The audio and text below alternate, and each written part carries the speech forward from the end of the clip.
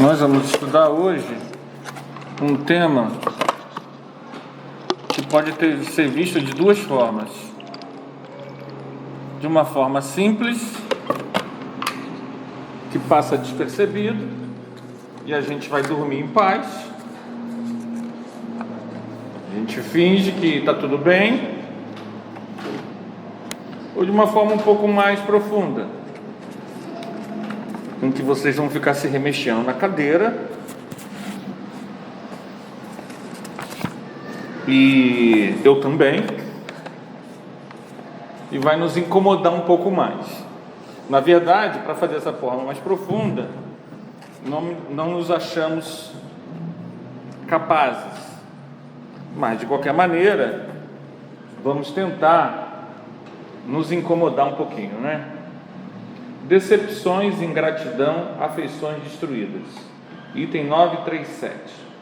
As decepções que nos fazem experimentar a ingratidão e a fragilidade dos laços de amizade não representam também para o homem sensível uma fonte de amargura? Sim. Mas nós vos ensinamos a ter compaixão dos ingratos e dos amigos infiéis.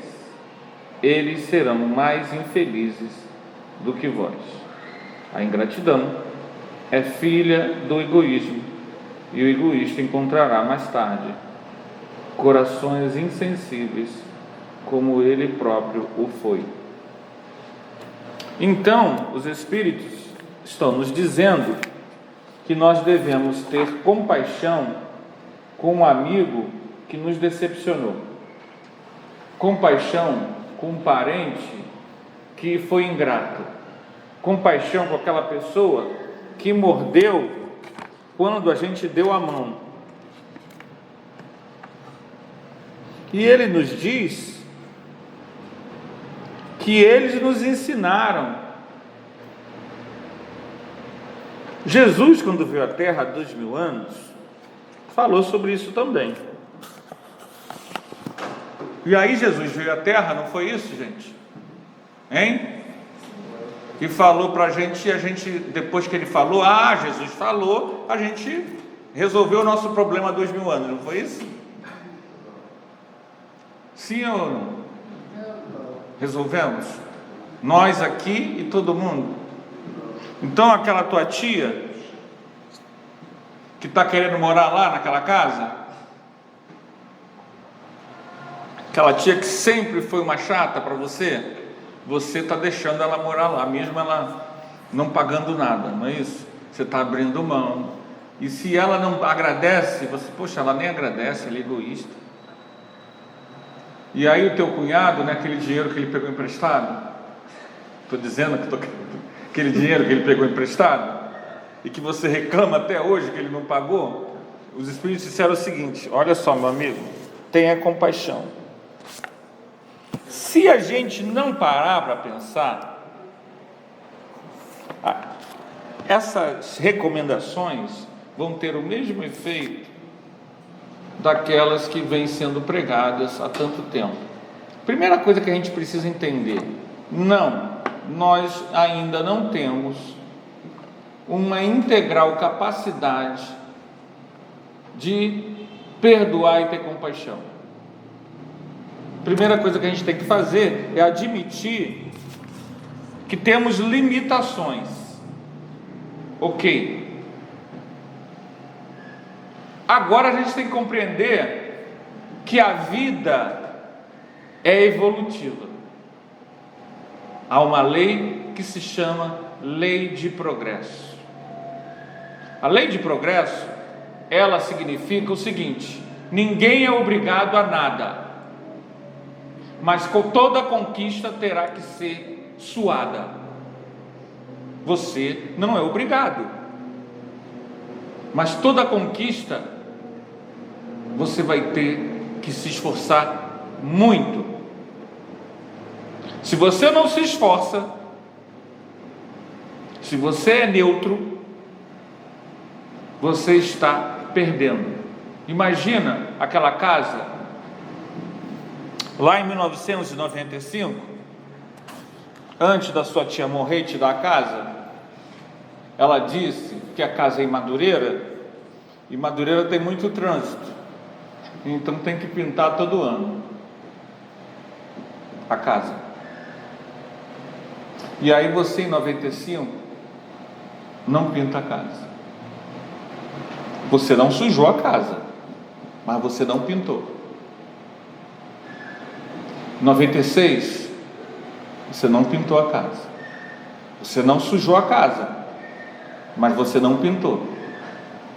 Em 98, 97, 98, 99, 2000, a casa vai ficar mais suja ou mais limpa? Porque você não sujou, mas você também não pintou. O que vocês acham? E aí, passado 20 anos, o que vai acontecer com a casa? E 50 anos? Você não pintou. E mais 200 anos? Então a estagnação, ela é prejudicial. Ninguém é obrigado a nada, mas se você não fizer nada, a tua alma, as fissuras da alma começam a se abrir. E aí nós vivemos hoje um momento em que a ciência médica, ela está muito avançada, e aí a gente tem pânico, tem remédio. A gente tem medo do escuro, tem remédio. A gente tem depressão, tem remédio. A gente tem fobias, medos, pânicos, e de repente, quem já teve isso, de repente, o coração começa a acelerar, e você não sabe o que é isso, e vai no médico, tu está com síndrome de pânico. Pânico eu? Mas eu sou espírita. De onde veio isso? São fissuras da alma. Você não é obrigado a fazer nada, mas o acúmulo de mágoa, o acúmulo de raiva, o acúmulo de sujeira psíquica vai abrindo as fissuras. Então nós somos egoístas, queremos continuar egoístas e doentes. E Deus deixa. Deus deixa. É impactante. Deus deixa. Um caso real que retrata bem isso. Tenho um conhecido, um amigo, grande amigo meu. Ele foi trabalhar na Argentina. Ele espírita, foi trabalhar na Argentina. E aí, durante o trabalho na Argentina, ele foi a trabalho, ele começou a sofrer assédio à noite. Só que ele nunca tinha tido esse problema de assédio. Inclusive, uma vez ele se viu o espírito surrando ele. E o outro amigo dele, que era espírita, conhecia uma casa espírita em Buenos Aires, e ele foi permitido participar da reunião mediúnica. Isso ele me contando. E lá na reunião mediúnica, em Buenos Aires, os dois brasileiros participando, veio um espírito. Esse espírito teve vidas em Buenos Aires, estava desencarnado. E quando ele estava lá passando por um bairro chamado Belgrano, em Buenos Aires, quem ele vê? O espírito, o companheiro. Quando ele vê o companheiro, a memória dele, ele abre, ele conhecia aquela pessoa, Pois bem, há 2000 anos atrás, vocês ouviram bem o que eu falei? 2000 anos atrás, esse nosso amigo, ele era um romano, ele era um centurião. Centurião é quem cuida de 100 homens. E ele era noivo de uma romana, não era nobre a romana não, uma romana comum. Mas havia uma promessa de quê? E ele não queria casar. Como a moral romana, vocês sabem que não é a moral cristã, não é isso, gente? Ele fez o quê? Ele matou a noiva. Só que tem um detalhe: a noiva estava grávida. O pai da noiva conseguiu e veio atrás dele para prender. Descobriu tudo. Ele ia ser preso. E um amigo dele, soldado da centúria, parceiro, o avisou e ele fugiu. Quem era o amigo? Era aquele companheiro que indicou a casa espírita para ele em Buenos Aires. O espírito, há 2000 anos, tinha um profundo ódio dele. O que ele não sabia é que essa pessoa, esse colega, esse amigo, ele tinha casado nessa vida com uma senhora. E quem era essa senhora? Adivinham vocês quem era essa senhora? O espírito não sabia, né? A filha dele, exatamente, a noiva. Era a filha do espírito. E o filho e a filhinha dele era a criança que estava. Isso tem quanto tempo, gente? O espírito lá na Argentina, ele teve outras vidas, mas aquele ódio visceral ele nunca perdeu.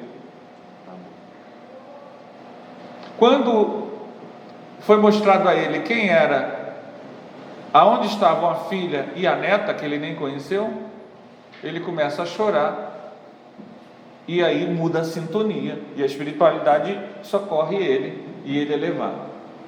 Vejam bem, ele só perdoou quando ele quis. A ingratidão, o mal que o outro fez, ele ficou livre 2000 anos para sentir ódio. São 2000 anos parados no tempo da evolução. Deus deixa. Não tem aquela coisa do fogo do inferno, que você é obrigado. Você não é obrigado a nada. Só que as tuas fissuras emocionais, psíquicas, elas vão se abrindo e a pessoa vai enlouquecendo aos poucos. Então, a vida saudável é a vida do amor. A vida saudável é a vida da compaixão. Vamos fazer uma pergunta, vocês sejam sinceros. Não vamos fazer debate, é só uma pergunta. Vocês querem ser felizes? Sim ou não? Ou ter razão? Vocês querem ser felizes ou ter razão? Parem para pensar nisso, hein? Porque isso é muito sério. A maioria de nós quer ter razão. Oi? Não é possível. E quem diz isso sou eu, não, é Jesus. Porque se Jesus quisesse ter razão, ele não se deixava ser crucificado. Tem um livrinho maravilhoso. Eu recomendo a todos aqueles que querem ser felizes e ter razão. Recomendo que leiam de novo. Chama-se Há 2000 anos. Quem não leu, leia. Quem já leu, leia de novo, prestando atenção nesse detalhe. Há nesse livro, esse livro se passa há 2000 anos. Aonde? Na Roma Antiga.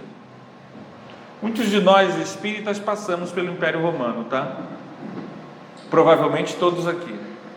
Não se surpreendam dessa. Isso não é uma revelação, não. Nós somos ligados à caminhada do Ocidente. Então Igreja Católica, todo mundo aqui foi católico em outras vidas. A maioria de nós foi sacerdote. Todas essas coisas da história do Ocidente, a maioria de nós aqui, nós estamos mergulhados e saturados disso. Então, como o Império Romano durou 400, 500 anos, né? É bem provável que todos nós estivéssemos lá, mas isso é só um chute, não é uma certeza. Pois bom, e nesse livro, há 2000 anos, que se passa no Império Romano, há um espírito lá, O livro é da história de Emmanuel, que nesse livro tem o nome de, quem sabe? Públio Lentulus. Mas há nesse livro um espírito superior, uma alma iluminada. O livro é a história de Emmanuel, mas o testemunho é de Lívia. Lívia é o grande espírito do livro. O tempo todo nós somos confrontados com uma alma que é diferenciada da média humana. E lá nas tramas, não dá para contar o livro todo, acontece uma trama, eles são nobres do Império Romano, e a coisa da honra da mulher, do senador, é maculada. Fazem uma tramóia e fazem crer a Públio Lentulus que Lívia o traiu. Ela não traiu ninguém.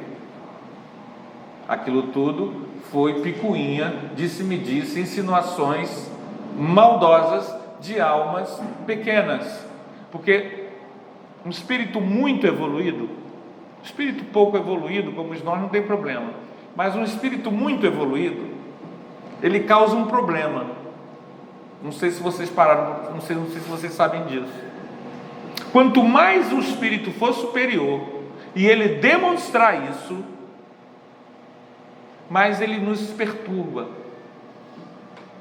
nos incomoda, porque as nossas trevas ficam à mostra. Parece que é fácil ficar perto da luz verdadeira, mas nós somos egoístas, agressivos e queremos ter razão. Então o espírito de muita luz, ele não é mais um ser cujos valores do mundo o seduzem, enquanto nós queremos o terra-terra. Então há uma reação muitas vezes virulenta com relação ao ser de luz. Por isso que eles não podem estar toda hora ao nosso redor, porque nós cairíamos perante pessoas que viam Jesus. Elas tinham duas reações, três: ou elas se prostravam e caíam e o adoravam e o amavam profundamente, ou elas fugiam, saíam correndo de medo, ou elas tentavam derrubar ele, matar ele, mostrar que ele não era nada daquilo, porque a luz, imagina, você chegar bem perto com o dedo na luz, a tua sombra, se a gente fizer isso, vocês vão ver, a sombra fica grandona. Não apareceu só para poder, só para me contrariar. Apareceu na parede, né? Essas demonstrações práticas têm que ser treinadas. Então, quanto mais perto da luz, maior é a sombra. Lívia mostra isso no livro. Se vocês lerem o livro, vocês vão ver. Então, Emmanuel, Públio Lentulus, a amava profundamente. Ela deveria ser presa e morta, ou banida. Ele simplesmente fica, se não me falha a memória, 40 anos convivendo com ela, sem lhe dirigir a palavra. Os dois se amando profundamente. 40 anos. E ela nunca tentou o quê? Fazer o que a gente faria: argumentar, se explicar, contra-argumentar, querer ter. No fim do livro ele percebe, descobre que tudo é mentira, armação.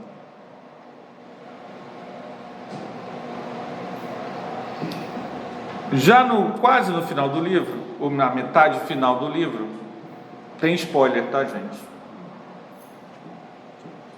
Mas contar spoiler para um livro desse não tem problema nenhum. É um livro que tem que ser lido para vocês perceberem como ele nos joga numa atmosfera espiritual superior. Esse livro tem esse efeito, tá? Você lê o livro e o livro,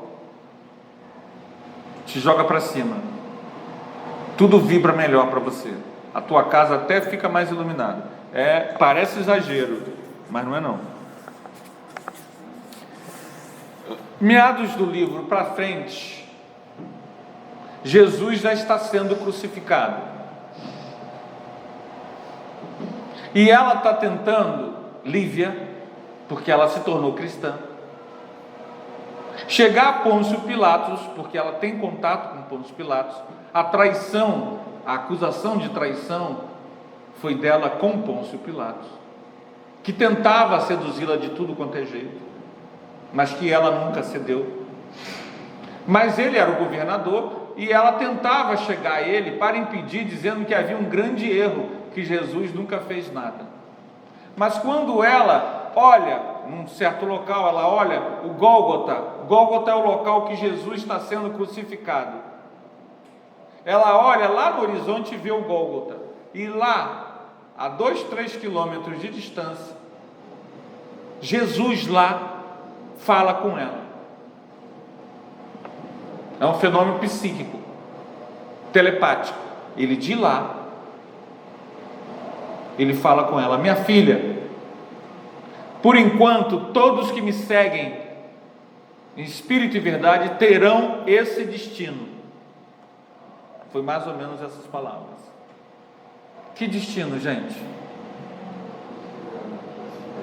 Jesus disse que a pessoa ia ganhar um carro novo, um marido novo, saúde, dinheiro no bolso, mega sena do fim do ano. Jesus prometeu isso para ela. Ele não enganou. Ele disse o quê? Ela entendeu, ela está lá no livro, ela entendeu que o destino dela não seria diferente do destino que ele estava tendo. Perceberam? Não há meias palavras. Se é conosco, a gente abandonava tudo. Não, sabe uma coisa? Quero seguir mais isso não. Deu para ser crucificado e meti o pé. Mas ela é um espírito, eu falei antes, né? Ela é um espírito o quê? Evoluído. Ela entendeu o que Jesus quis dizer. E quando agora, contando já o final do livro, ela morre devorada por leões na arena em Roma, como cristã, dando testemunho. O que Jesus falou se concretizou, porque eles precisavam dar esse testemunho. Porque o testemunho deles qual era, gente? Vocês têm ideia? Existe vida após a morte. Somos imortais. Tudo isso aqui é passageiro. Então, a ingratidão não é eterna. A ingratidão não deve endurecer o nosso coração. Os espíritos vão nos dizer isso. Se endurece, é porque nós queremos a felicidade do egoísta, a do que cobra, a do que faz o bem no toma lá da cá. Se você faz o bem para ir para nosso lar, você não entendeu nada. Lá no livro Nosso Lar, tem uma senhora que chega das zonas inferiores. Ela foi resgatada das zonas inferiores. E o André Luiz, curioso, vai conversar com essa senhora, tentando. E ela fala o quê? Que ela comprou o céu. Que ela encomendou não sei quanto. Isso era tradição, tá, no Brasil. Ela encomendou, as pessoas de dinheiro encomendavam 500 missas. Se você não tinha dinheiro, você encomendava mais 5 para você quando morrer. Mas se você tinha dinheiro, você 500, 1000. Algumas pessoas com muito dinheiro no Brasil encomendavam, sabe quantas missas, gente? Faziam contratos, sabe quantas missas? Para sempre. Isso é a história do Brasil. E aí ela chegou lá e disse que ela tinha encomendado as missas. Só que ela já estava há 200 anos ou melhor, 100 anos, 150 anos nas zonas inferiores. Adiantou alguma coisa? E aí, o André Luiz está olhando. Ela começa a falar da fazenda dela, que de vez em quando tinha que dar uma chicotada nos escravos, já que essa gente não prestava. Só que quando ela desencarnou, quem estava esperando ela? Eles. Então ela estava 100, 150 anos nas zonas inferiores, devido à forma perversa com que ela tratou os escravos. Não adiantou missa, gente. Isso é que a doutrina espírita vem revelar.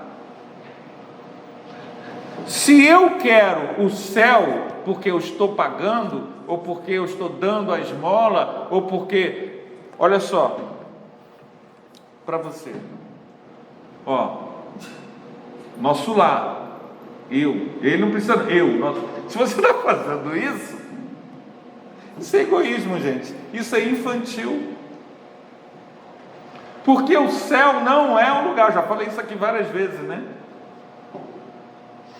O reino dos céus está dentro de nós. Você não conquista um lugar lá em cima. Você abre o seu coração. Por isso que a ingratidão, ela tem que ser mais estudada pela gente. Muitos espíritos chegam em reunião mediúnica reclamando de traição, de abandono, e eles ficam 100, 200, 300, 500 anos presos a essas memórias. A ingratidão do outro te joga no buraco. Você se torna obsessor porque o outro foi ingrato. Vale a pena, gente? Parece que é fantasia, né? Era aniversário do Centro Espírita. 9 15. Era aniversário do Centro Espírita. Então, muitas casas espíritas, elas fazem assim. Antigamente isso era muito comum. Ainda tem casas que fazem, outras não. Mas antigamente era muito comum isso. Era aniversário do centro, a mesa era composta com vários dirigentes de casa espírita. Presidente da casa tal, presidente da casa tal. E vinha o orador, um convidado, para fazer a palestra. E o orador ele era da própria casa espírita, ou não me lembro agora os detalhes, acho que era, não importa isso, em detalhes. E lá no meio da palestra dele, ele falou mal da Umbanda. Ele teceu um comentário diminuindo ou menosprezando a Umbanda. Só que tinha uma pessoa ali na mesa, convidada, que era do templo não sei o que de Umbanda, era um umbandista, amigo da casa, estava ali sentado como convidado. Ok? Passaram-se 2 anos. Esse orador começou a ter um problema na perna. Ia no médico de vesícula, não, de varizes, angiologista. Eu tive agora essa semana e não lembrei. Olha o que é a memória, gente. No angiologista, no ortopedista, no dermatologista, no médico de coluna, é ortopedista também, né? É, né? Reumatologista. Ele foi em todos os especialistas e o problema não se resolvia e não havia diagnóstico. Sem diagnóstico, não havia nada, mas só que ele estava com sérios problemas, similar a erisipela, mas não tinha esse diagnóstico. Fazia os exames e não dava nada. Até que a casa espírita dele chamou ele e disse que para ele participar da reunião, que seria feito um tratamento espiritual, e ele iria participar da reunião, que era importante ele participar. E aí fizeram a chamada para ele, e veio um espírito. O espírito disse: meu nome é Luiz José da Silva, eu estive nesta casa 2 anos atrás, e este senhor fez a maior desonra da minha vida. Eu nunca fui tão humilhado, porque eu vim aqui convidado como representante da Umbanda, e este senhor, na sua palestra, falou mal da minha religião. Ele tinha morrido, desencarnado, com problemas de diabetes, complicações aonde? Em que parte do corpo? Na perna. E quando ele desencarnou, como ele trazia dentro de si a memória da ingratidão, da mágoa, ele magneticamente, isso é uma coisa que a gente estuda, mas a gente ainda não compreende. Ele de repente se viu na frente, logo que ele se viu livre dos despojos, aonde que a mente dele vai? Aonde está o seu coração? Onde está o seu tesouro? Qual é? Exatamente. Entenderam, gente? Ele foi atraído, aí ele vê aquela pessoa. Quando ele vê aquela pessoa, vem a memória, o que a pessoa fez. E aí ele se agarra na pessoa. Quando ele se agarra na pessoa, a pessoa tem defesa moral? Não tem defesa moral suficiente. Se eu tivesse, não aconteceria, mas ele não tinha. Quando ele se agarra de ódio na pessoa, ele acaba passando o problema dele, que ele teve na verdade no corpo físico, mas aquilo vai passando uma simbiose. É o popular, como é que é o nome que dá, hein? Começa com E? Popular encosto. Já ouviram falar disso? Encosto. Obsessão. Obsessão por quê, gente? Porque o outro foi ingrato. Pergunto eu a vocês, vamos fazer uma perguntinha agora. Vale a pena? Vale a pena você desencarnar e ficar agarrado na tua sogra? Ou no teu filho? Ou no teu primo? Ou no teu irmão? Ou desencarnar e ficar brigando com teu pai?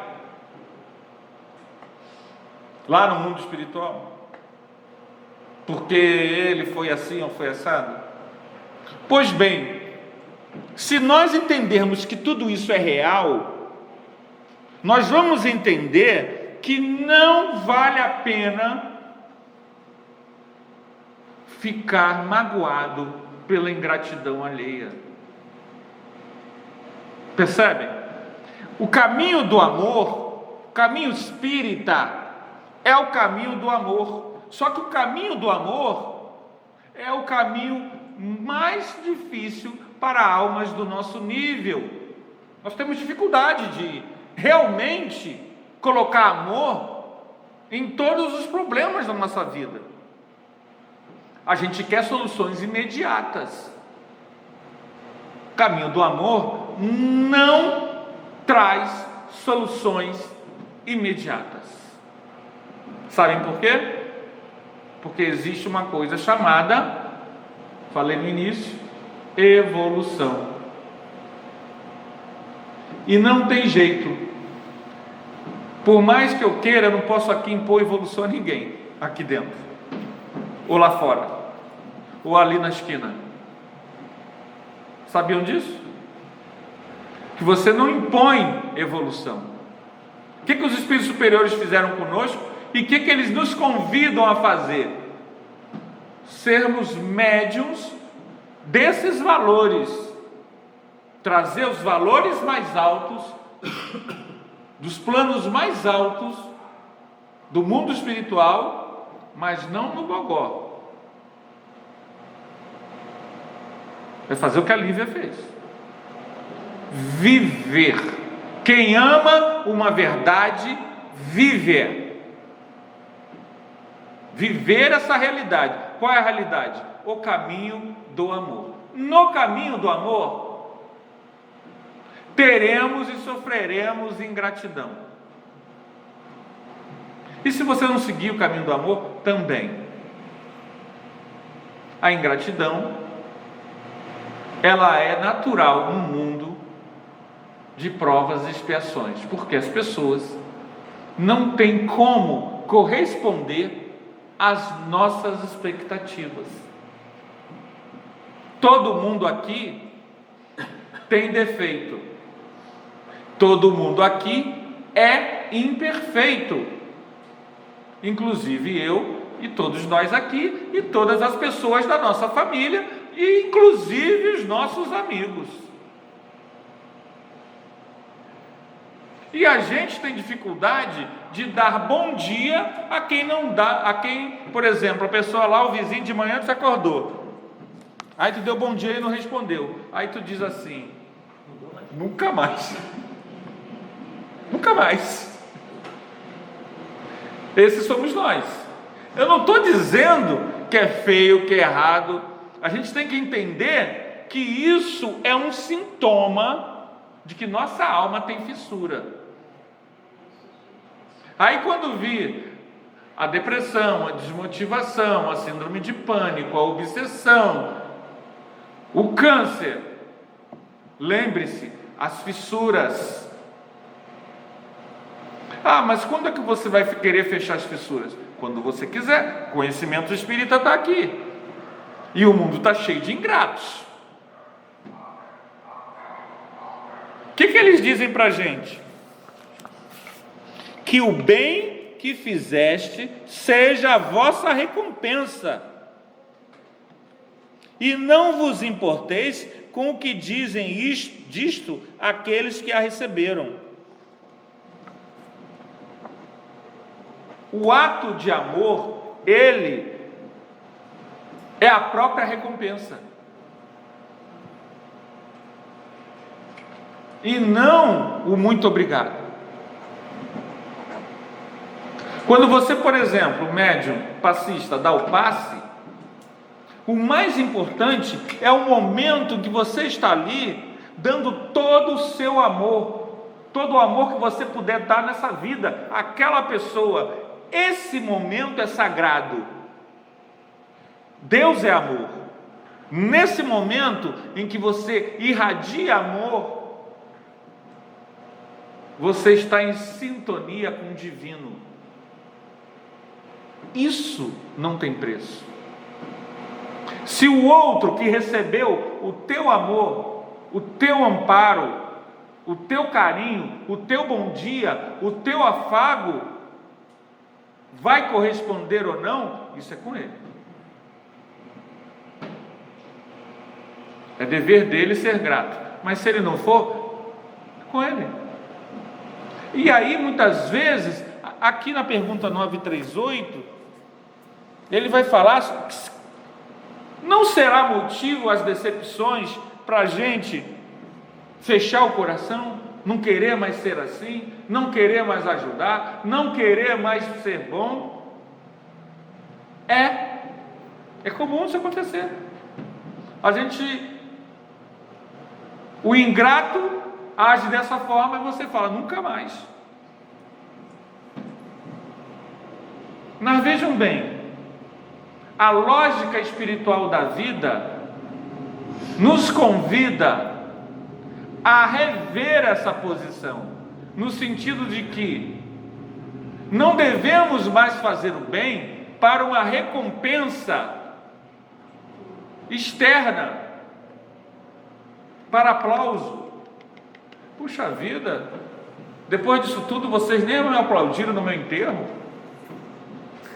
Aí tu vai lá na casa do teu cunhado que não aplaudiu. Pô, eu te dei aqueles R$1.000, tu não fez aplauso no meu enterro? A gente cobra. É aquela mãe que cobra a visita do filho. Ela está errada? Não. Errada ela não está, ela tem razão. Mas o problema não é de ter razão, o problema é de ter compaixão. Eu não disse que o tema era um pouco difícil, gente? É ou não é? A ingratidão do outro nos fere, mas ao nos ferir, ela mostra quantas anda o nosso orgulho. Se não houvesse a ingratidão do outro, a gente não teria como saber como é que está o nosso orgulho. E a trajetória na Terra é para isso, para a gente se conhecer. Aqueles que querem se conhecer não devem fingir que não têm. Ao contrário, devem procurar identificar as suas imperfeições, não para ter culpa, não para dizer, ai meu Deus, como eu sou imperfeito, inferior, eu não mereço estar aqui. Não é nada disso. O espírita estuda a si mesmo para se melhorar, sem culpa, sem querer fazer negocinho com Deus. Ai meu Deus, eu sou muito imperfeito. Não, nada disso. Você estuda o seu orgulho através da ingratidão do outro. Puxa vida, ainda reage assim. Vou ler sobre o assunto, vou estudar o item 937 e 938, vou ler e meditar sobre o tema, vou refletir que sou um espírito imortal. Em algum momento ele diz que o ingrato vai encontrar mais tarde corações insensíveis. E agora você está encontrando pessoas que te fizeram ingratidão. Significa o quê? Quem tiver acordado aí responde que você está sofrendo ingratidão. Por quê? Porque você foi o que antes? Nessa vida ou em outras? Ingrato. Isso é sério. Nada vem a você que não te pertence. Então, gente, ficamos por aqui. Que nós possamos pegar esses dois itens do Livro dos Espíritos, 937, 938, e remeditar sobre ele, porque ele é fundamental para o nosso processo de construção do reino de Deus dentro de nós. Tá bom? Que Jesus nos ampare e nos motive a esse trabalho de autoconhecimento. Meus irmãos, vamos agora levar os nossos pensamentos a Jesus, para que possamos receber o complemento do alimento que viemos buscar nessa